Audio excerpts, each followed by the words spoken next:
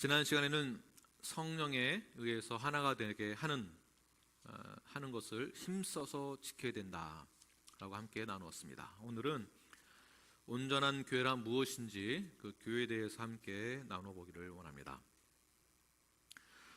성령이 하나가 되신 것을 함께 힘써서 지켜야 한다면 이것은 한 몸이 되었다라는 것이고, 한 몸이 되었다라는 것은 우리가 더욱더 온전해져 가야 한다라는, 자라나야 한다라는 것을 의미하고 있습니다. 각 지체는 독립적으로 존재할 수 없습니다. 팔 하나만 존재하거나 다리 하나만 존재할 수 없는 것이죠. 지체가 연합하여서 한 몸을 이루어서 그 한 몸이 자라나는 것이 우리의 몸이기도 합니다. 우리 몸에는 각각 다양한 그 다양성이 짙은 그 다양한 지체가 있고, 지체가 모여서 한 몸이라는 통일성을 가지고 있습니다. 연합되었다고 하는 것이죠.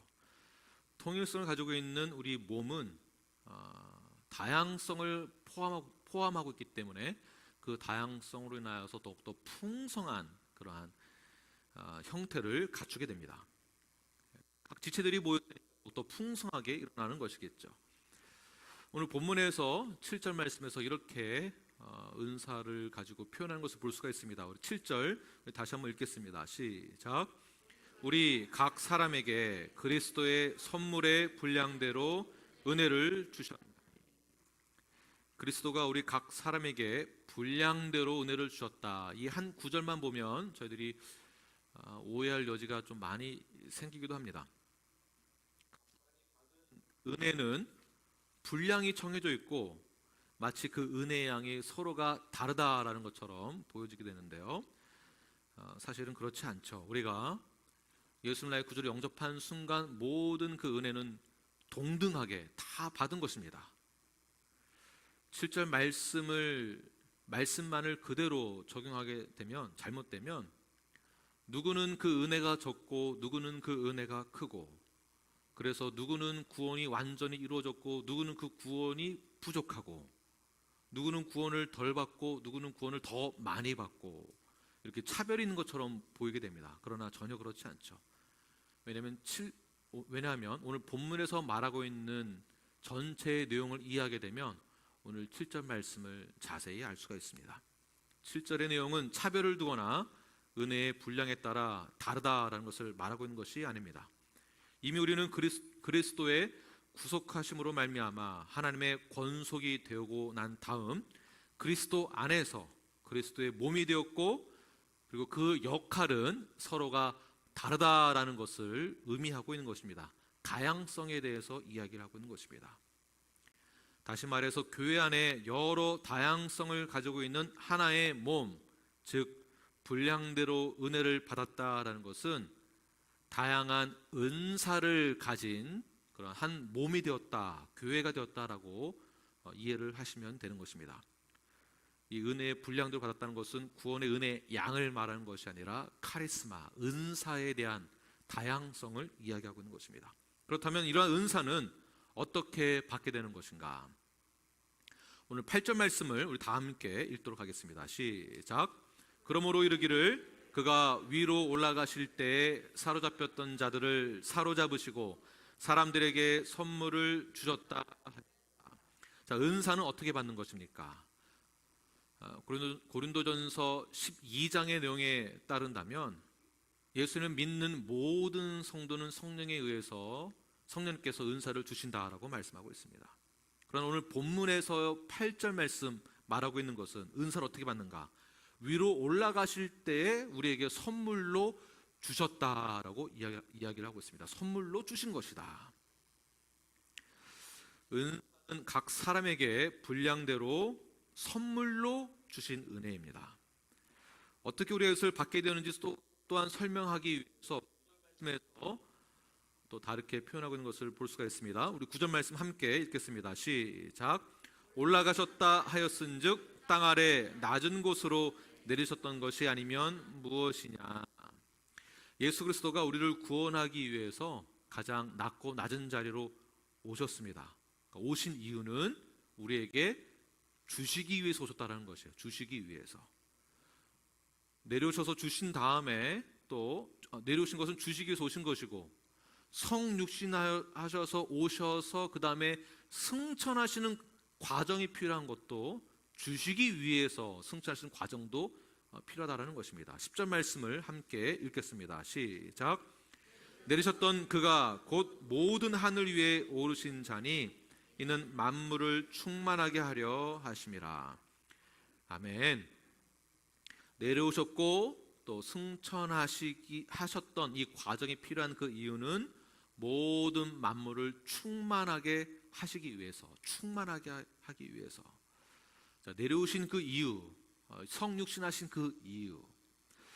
우리는 흔히 우리가 예수님이 이 땅 가운데 오셨다라는 것을 머릿속에 이미지로 그릴 때, 또는 우리가 인식하고 있는 어떤 부분적인 것은 예수님이 그냥 말구유에서 태어나셔서 가장 자신을 낮은 곳에서 낮은 곳으로, 그리고 십자가에서 비참하게 죽은 것으로, 그렇게 예수님만을 생각하게 됩니다. 그러나 예수님이 오셨다라는 것은 그 이상의 또 다른 의미가 있습니다. 예수님 오신 것은 통치의 개념입니다.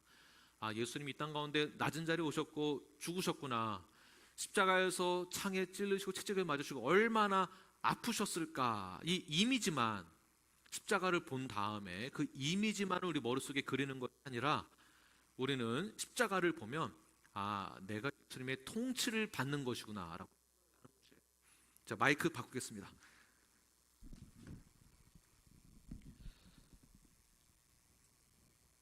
에베소서 2장 2절 말씀을 우리 함께 읽겠습니다. 시작. 그때 너희는 그 가운데에서 행하여 이 세상 풍조를 따르고 공중의 권세 잡은 자를 따랐으니 곧 지금 불순종의 아들들 가운데에서 역사하는 영이라.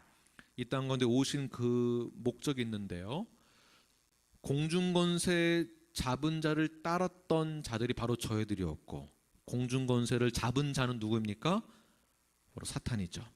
이 세상, 이 죄 많은 세상 누가 통치하고 있었습니까?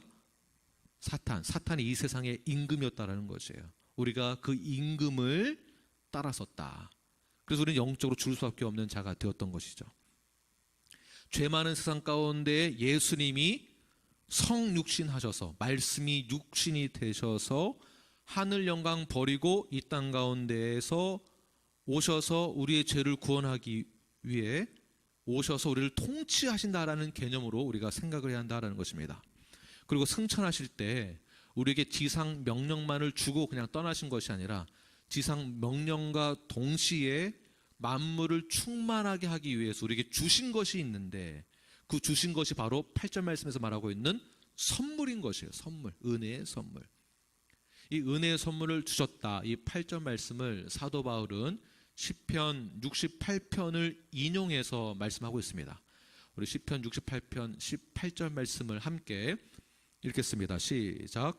주께서 높은 곳으로 오르시며 사로잡은 자들을 취하시고 선물들을 사람들에게서 받으시며 받은부터 받으시니 여호와 하나님이 그들과 함께 계시기 때문이로다. 아멘. 자, 8절 말씀과 다른 부분이 있습니다. 8절에서, 본문 8절에서는 선물을 주셨다라고 했지만 시편에서는 그 선물을 사람들로부터 받았다. 아니, 인용을 하면 똑같이 인용을 해서 표현을 해야지 왜 사도 바울이 왜 구약 성경과 다르게 말을 하고 있습니까? 성경이 서로 다르네요. 그러니까 성경은 틀렸네요. 이렇게 접근하는 것은 잘못된 것입니다. 전체의 개념을 알면, 구약의 개념을 알면 이 내용이 충분히 이해가 됩니다. 여러분, 예수님 이 땅 가운데 오셨다라는 것은 통치의 개념으로 생각하시고, 우리가 예수님을 믿는다라는 것도 예수 그리스도의 통치 안으로 들어간다라고 생각을 하셔야 됩니다. 예수를 믿고 예수 나의 구주를 영접했다라는 것, 우리 교회의 성도가 되고 교회 출석을 하고 성도가 되고 멤버가 되고 신앙생활을 한다라는 것 자체가, 침례를 받는다라는 것 자체가 예수님의 통치 안으로 내가 들어가겠습니다라는 것을 외적으로 표현하는 것이에요. 그러니까 신앙생활 한다는 것은 하나님, 예수님의 통치 안으로 들어가서 그분이 나의 주인 되심을 내가 믿음으로 고백을 하고, 그렇게 신앙생활을 외적으로 표현해내는 것이 중요한 것입니다. 그냥 종교적인 것으로 예배만 드린다라는 것으로 기도하는 것으로만은 부족합니다. 예수님이 땅 가운데 오셨다는 것은 영적 전쟁이기도 합니다. 통치하기 위해서 오신 것이니까. 그래서 창세기 3장 15절 보게 되면 여자의 후손이 내 머리를 상하게 하리라 라고 말씀하고 있습니다. 상하게 한다. 여자의 후손이 누구를 말합니까? 예수 그리스도를 말하고 있습니다. 머리를 상하게 되는 것 누구입니까? 사탄이죠. 사탄. 예수 그리스도가 어둠 권세를 물리치고 통치한다라는 개념입니다. 과거에 전쟁에서 싸움에서 이기게 되면 그 전쟁에서 이겼을 때 전리품들을 왕에게, 정복자에게 바치게 되죠. 그래서 시편에서 사람들로부터 받으셨다라는 표현을 쓴 것이에요. 통치 개념이니까. 통치해서 이기면은 모든 전리품을 왕에게 바치고 그 왕은 그 받은 전리품들을 나누어 주는 그러한 개념이 있습니다. 그래서 사도 바울이 시편을 인용하면서 예수님이 땅 가운데 오신 다음에 올라가시면서 승리하셨으니까 올라가시면서 우리에게 그 전리품을 나눠주는 그 개념을 사용하여서 우리에게 주셨다라고 하시는 거예요. 주신 것이다. 우리에게 선물을 주시기 위해서 먼저 받으신 것이고, 그리고 반역자들로부터 받으시고, 그리고 그 선물을 우리에게 다시 나누어 주신 것이죠. 사망 권세에 잡은 자들을 멸하시고 사망의 권세자들에게 잡혔던 자들을 사로잡으시고, 히브리서 2장 14절의 표현에 의하면 죽음의 세력을 잡은 자 곧 마귀를 멸하시고 통치하시고 승리하시고 모든 전리품을 다 받으신 다음에 그 다음에 우리에게 죽음을 이기시고 부활하신 그 예수님께서 우리에게 다 나눠주신 것이 바로 은사의 그 선물을 우리에게 주신 것입니다. 율법의 개념도 구약의 개념도 같습니다. 동일합니다. 우리의 죄사함을 받기 위해서는 우리가 죄사함을 받기 위해서는 우리가 바쳐야 하죠. 바쳐야 했었습니다. 그러나 예수님은 이 땅 가운데 오신 다음에 우리의 모든 죄들을 사하여 주시기 위해서 우리가 뭔가를 바친 것이 아니라 스스로 대속물이 되셔서 그래서 우리의 모든 죄를 대신하여서 죽으신 것이죠. 섬김을 받으려 온 것이 아니라 오히려 섬기러 오셨다라는 것과도 똑같습니다. 우리에게 주시기 위해서 먼저 받은 사건이 바로 예수님에게 있으신데 무엇이냐면 사도행전 2장 33절입니다. 함께 읽겠습니다. 시작. 하나님이 오른손으로 예수를 높이심에 그가 약속하신 성령을 아버지께서 받아서 너희가 보고 듣는 이것을 부어 주셨느니라. 아버지께서 먼저 받으시고 우리에게 주셨습니다. 성령님이시고 그 성령님이 우리에게 은사를 또한 주신 것이죠. 이것은 엄청난 사건입니다. 은사를 우리가 받았다라는 것은 그냥 은사, 내가 뭔가를 잘해서 얻게 됐다라는 것이 아니라 예수님께서 승천하시면서 우리에게 베풀어 주신 것이에요. 한번 생각해 보십시오. 어느 신이, 어느 종교가 이 땅 가운데 내려와서 통치적 개념으로 내려와서 우리에게 주겠습니까? 다른 신들은, 다른 종교는 받기만 하죠. 그러나 우리에게 주시기 위해서 내려오신 분 바로 예수 그리스도. 우리가 그것을 받았습니다. 그 은사는 나를 위해서 쓰여진 것이 아니라 예수 그리스도의 통치 안으로 들어가 주님의 몸된 교회를 위해서 사용되는 것이 바로 은사입니다. 나 잘되라고 주신 것이 아니라 통치 개념이 하나님의 나라를 위한 그 은사로 사용되어질 때 교회가 자라나게 된다라는 것입니다. 이것이 바로 삼위일체 중에 삼일체의 사역 중에 하나이고 예수 그리스도의 몸된 교회의 은사를 나눠주신 그 이유가 바로 여기에도 있습니다. 고린도전서 12장 11절 말씀을 함께 읽겠습니다. 시작. 이 모든 일은 같은 한 성령이 행하사 그의 뜻대로 각 사람에게 나누어 주시는 것이라. 아멘. 각 뜻대로, 그의 뜻대로, 각 사람에게 그의 뜻대로 하나님의 나라를 위해서 모든 사람에게 은사를 나눠 주셨다라는 뜻으로 우리가 받은 그 은사의 분량이 다르다라는 것이죠. 그 은혜가 다르다. 그럼 우리가 분량대로 받은 이 은혜의 선물이 어떤 것이 있는가? 우리 11절 말씀, 그 은사의 종류에 대해서 함께 나누겠습니다. 11절 시작. 그가 어떤 사람은 사도로, 어떤 사람은 선지자로, 어떤 사람은 복음 전하는 자로, 어떤 사람은 목사와 교사로 삼으셨으니.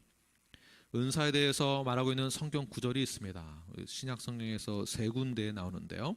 로마서 12장에 나와 있고요, 고린도전서 12장, 그리고 오늘 본문 말씀입니다.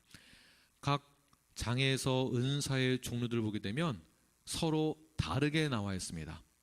서로 다르게. 사도 바울이 은사에 대해서 이야기를 하면서 편지를 쓸 때 은사하면 똑같이 써주면 참 좋은데, 로마서에서 말하고 있는 은사와 고린도전서에서 말하는 은사가 추가되거나 다르거나 하는 부분이 있고, 특별히 에베소 교회에 보내는 편지 중에 은사의 내용을 정할 때에는 로마서나 고린도전서에 없는, 그러니까 축소시켜서 몇 가지만을 에베소 말씀에서 은사를 소개하고 있습니다. 그 은사가 왜 이렇게 다르게 표현을 했을까요? 특별히 로마서 교회에는 특별한 은사를 소개하지 않고 일반적인 은사를 소개하고 있습니다. 왜 그러냐면 로마 교회에 복음은 무엇인지, 하나님은 누구이신지, 구원이란 무엇인지를 설명하면서 그에게 특별히 다른 문제가 아니라 이러한 일반적인 문제를 제시하기 때문에 은사에 대해서도 특별한 은사를 제시하지 않고 있습니다. 그러나 고린도 교회의 은사에 대해서 소개를 할 때 특별히 추가된 것이 바로 신유 은사에 대해서 소개를 하고 있습니다. 왜 그러냐면 고린도 교회에 신유적 은사에 대해서 잘못 이해를 하고 잘못 판단하고 있는 상황을 들었기 때문에 올바로 된 그 은사를 제대로 가르쳐주고자 고린도전서에 그렇게 신적 은사를 더 추가하여서 은사는 이렇게 해야 된다, 신유 은사는 이러한 목적이 있다라고 설명을 하고 있는 것이죠. 그런데 에베소 교회에서 말하고 있는 이 은사는 총 4가지만을 설명하고 있습니다. 왜 그런 것일까요? 이것이 포인트입니다. 에베소 교회에는 특별히 교회에 대한 정체성에 대해서 설명하고 있는, 교회란 무엇인지에 대해서 설명하고 있는 그러한 편지의 내용이기 때문에 당시 에베소 교회에 있었던 여러 잘못된 우상 숭배 및 교회가 무엇인지를 인식을 잘못하고 있는 그러한 부분적인 부분에 대해서 설명을 하고자 했을 때 그 은사는 이런 은사가 중요하다, 가르치는 은사가 중요하다라는 뜻에서 4가지 은사만을 설명하고 있는 것이죠. 어떤 은사가 있습니까? 첫 번째 사도, 두 번째 선지자, 세 번째 복음을 전하는 자, 네 번째 목사와 교사. 각각 하나씩은 독립적으로 은사가 존재하는데 목사와 교사는 목사와 교사라고 봤을 때 가르치는 은사 하나로 보아야 합니다. 목사 또는 교사. 교회는 결국 가르침으로 세워져야 된다라는 것입니다. 가르침으로. 복음을 전하고 하나님의 말씀을 대언하는 것, 사도이며 선지자이죠. 사도 역시 선지자, 로마서 12장을 우리가 공부했을 때 이미 나눴던 내용이기 때문에 간략하게 설명하고 넘어가겠습니다. 사도나 선지자는 교회가 세워지기 이전에 하나님의 복음, 말씀, 예수님을 예표하는 그러한 선지자 역할을 했었기 때문에 이미 예수님이 오신 다음 교회가 세워진 이후 더 이상 사도나 선지자에 대한 은사는 존재하지 않습니다. 여전히 내가 사도다, 여전히 내가 선지자라고 하는 분들이 계시다면 사실은 조금 저희들이 경계해야 될 필요성이 있습니다. 이미 교회가 세워졌기 때문에 이 은사는 존재하지 않습니다. 그런데 사도나 선지자에 대한 은사에 대한 데피니션을 잘못 정하게 되면 이 오늘 본문의 설교 내용이 달라지겠죠. 사도나 선지자의 은사를 단순히 직통 계시를 받는 것으로만 이해를 한다면 오늘 에베소 교회에서 사도 바울이 에베소 교회에 말하고자 하는 교회란 무엇인지에 대해서 전혀 일맥상통하지 않게 되는 것입니다. 사도는 교회를 세우기 위해서 보내심을 받은 자이지 직통 계시를 받는 자가 아닙니다. 하나님의 내가 음성을 들었다, 그러니까 내가 음성 들은 거대로 해야 된다, 내 말을 들어야 된다 라고 하는 것은 아닙니다. 교회는 예수 그리스도를 나의 구주로 영접하고 믿는 자들이 모이는 곳, 그 후에 주님이 나의 주인이 되심을 믿고 따르는 구분된 곳이 되도록 보내심을 받은 자들의 은사가 사도이고 선지자입니다. 네, 이런 사도와 선지자의 은사, 결국에는 교회가 세울 수 있도록 가르치는 은사하고도 같은 것이죠. 두 번째는 복음을 전하는 자. 복음을 전하는 자 역시 사도들과 선지자들로부터 의해서 가르침을 받고 말씀을 들어서 교회가 세워져, 교회가 더욱더 건강하게 세워져 나아가는 그런 복음을 전하는 자로 쓰임받은 사람들이, 은사들이 바로 복음을 전하는 자의 은사입니다. 빌립이나 디모데나 기타 등등 복음을 전하는 자들이 성경 곳곳에서 은사를 가지고 성경 곳곳에서 나타나는 것을 볼 수가 있습니다. 세 번째는 목사와 교사입니다. 다른 은사들은 독립적으로 사용되었지만 유난히 목사와 교사는 별개의 직분이 아니라 하나로 사용되어집니다. 목사와 교사, 이건 역시 가르치는 은사를 말하고 있는 것입니다. 왜 바울은 에베소 교회의 은사를 소개하면서 가르치는 것에 이 은사를 집중하여서 말하고 있는 것일까요? 목사는 맡겨진 양 무리들을 잘 가르치고 양육하는 것이 은사입니다. 다른 은사가 아니라 가르치고 양육하는 것이 은사입니다. 양 무리들을 잘 먹이는 것이죠. 무엇을 먹여야 되겠습니까? 말씀을 먹이는 것입니다. 양 무리들을 영적 양식을 먹게 함으로 건강하게 자라게 하는 것, 양육하는 것, 건강하게 하는 것. 너무 잘못된 음식을 많이 먹여서 살을 찌게 하는 것이 아니라 건강한 음식을 먹여서 건강하게 자라나게 하는 것이 목사의 은사입니다. 또한 목사는 양 무리들을 외부의 위협적인 맹수로부터 보호해야 됩니다.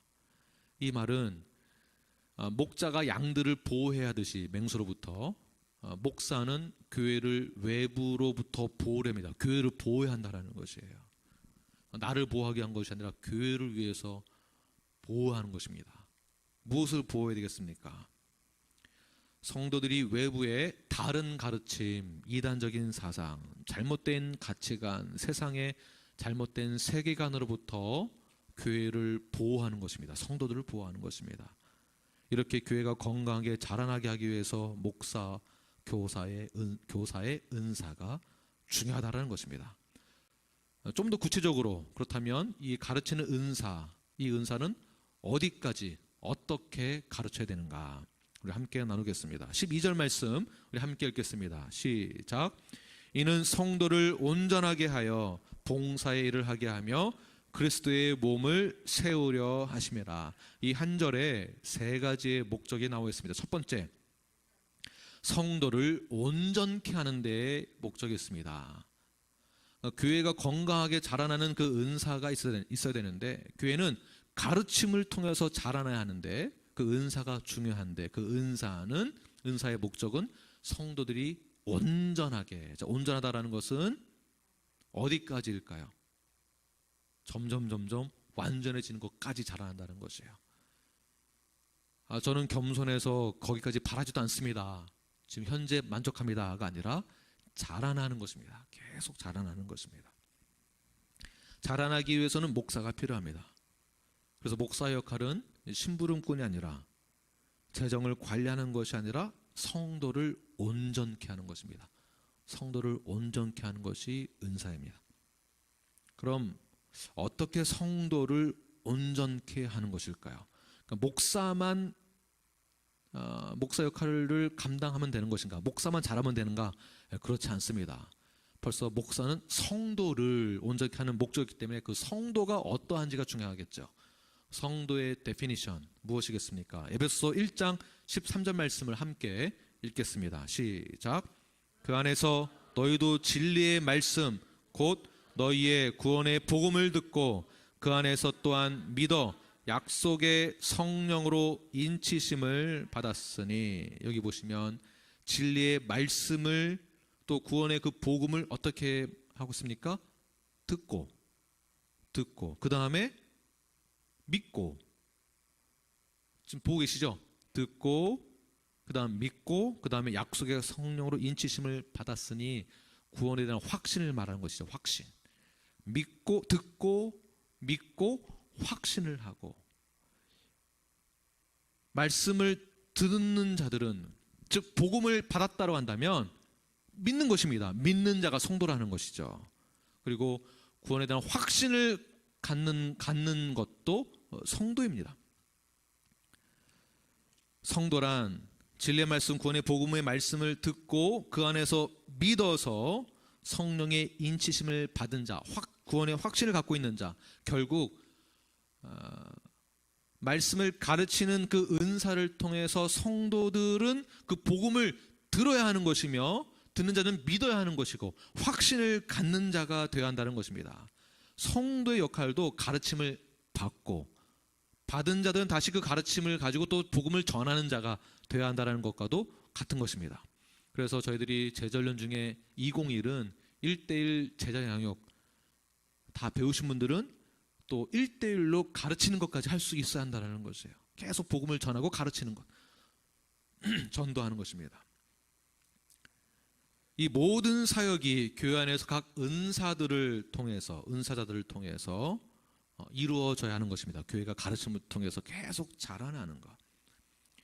우리는 중생한 자들입니다. 다시 태어났다는 것입니다. 영적으로 다시 태어난 어린이는 교회를 통해서, 교회 안에서, 예수 그리스도 안에서 영적인 양식을 먹고 보호를 받으면서 건강하게 자라나야 합니다. 모두 교회 안에서 성도들이 온전하게 그 은사들을 통해서 자라나는 것입니다. 어디까지 자라나야 하는가? 온전한 데까지 자라나야 합니다. 온전하게 자라나야 한다는 것은 아직 온전하지 못하다라는 것이겠죠. 그렇습니다. 그래서 모든 성도들은 나이가 많거나 적거나 직분과 신분과 상관없이 거듭난 성도라고 한다면 말씀을 먹고 마시고 외우고 마음판에 새김으로 자라나도록 하는 것입니다. 자라나야 하는 것입니다. 어린아이에 머물러 있어서는 안 됩니다. 성숙한 신앙인이 되도록 자라나는 것입니다. 교회 예배에 한 번도 빠지지 않고 출석했다라는 것에서 나의 의무는 다 했다라는 것이 아니라 성숙하게 자라나는 것이 우리의 사명이 되어야 합니다. 왜냐하면 하나님이, 예수님이 승천하시면 우리에게 주신 선물이기 때문에, 은사이기 때문에 그 은사를 교회를 위해서 사용해야 한다는 것이죠. 우리가 처음 믿을 때부터 이미 완벽한 상태가 아니었었습니다. 그러므로 자라나는 것이 우리의 목적이 되어야 됩니다. 점점 온전하게, 점점 더 성숙해지도록 완전해질 때까지 자라나는 것이 우리가 가야 할 길이 되는 것입니다. 온전하다라는 이 원어의 뜻은 무엇이냐 하면 탈골된 뼈를 맞추다라는 것이에요. 탈골된 뼈를 맞추다. 제가 한번 생각해 봤습니다. 온전하다? 탈골된 뼈를 맞추는 것이다 라는 것인데, 성도는 온전해져야 한다는 것이겠죠. 이 말은 탈골된 뼈를 맞추는 작업이 필요하겠죠. 치료도 받아야 되고 필요하다면 수술도 받아야 되고.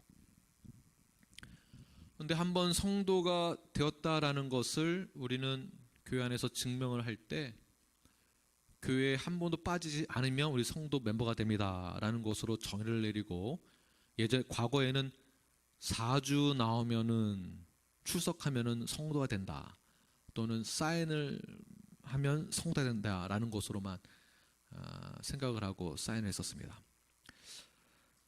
그러나 뼈가 탈골된 것을 그대로 유지하고 있는 상태에서 무엇인가 사역을 한다라는 것, 쉽지만은 않죠.